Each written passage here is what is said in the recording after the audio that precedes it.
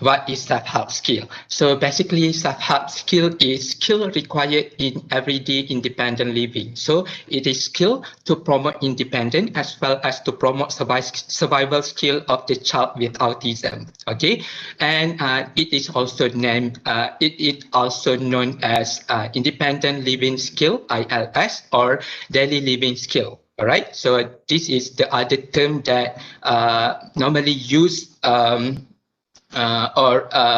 being referred as self-help skill. All right. But you should know that there's a lot of people as well. They use the word adaptive behavior. Actually, adaptive behavior encompasses the daily living activities, and it includes socialization, communication, and daily living skill. Meaning that the self-help skill is under the roof of adaptive behavior. All right. All right.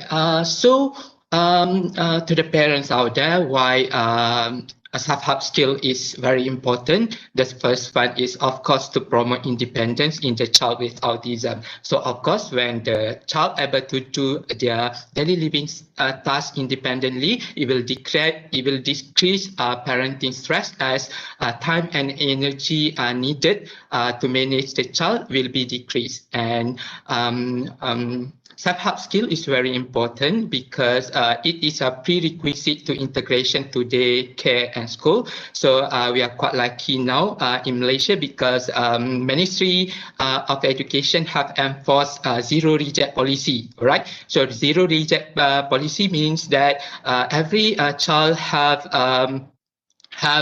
opportunity to be in the special school, even though she or he still have problem in daily living skill. Okay, previously those who have problem in daily living skills such as toileting, dressing, or self-dressing, the school is quite refused to take the children to be in the class of special needs. Okay, and of course self-help skill is very important for employment, so it's a prerequisite in employment. So of course those need to go forward, they have to be able to manage themselves, dress themselves. All right, and of course if the child able to do daily living skill independently, it will reduce life costs and improve the well-being of the child itself.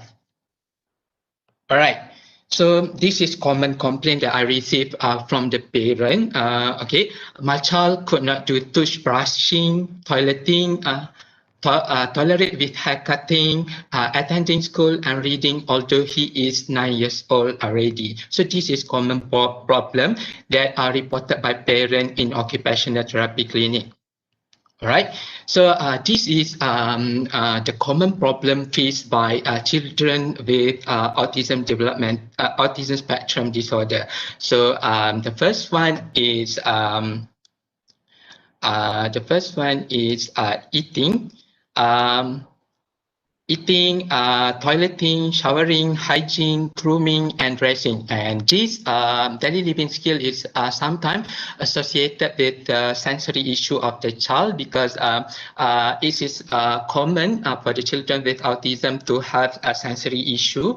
And then this is the first six picture is actually the basic self-care, and the next one is much more difficult, which is sometimes we call it instrumental activities of daily living, which is complement to the self-care activity or activities of daily living. All right, so it was reported by a research that 56.4% of the children with autism aged between 10 and 7 years old still have self-help skill deficit. So actually treating self-help skill in the children with autism, I think is much more difficult than other developmental disabilities such as Down syndrome, specific learning disorder, dyslexia, or other developmental disabilities such as cerebral palsy or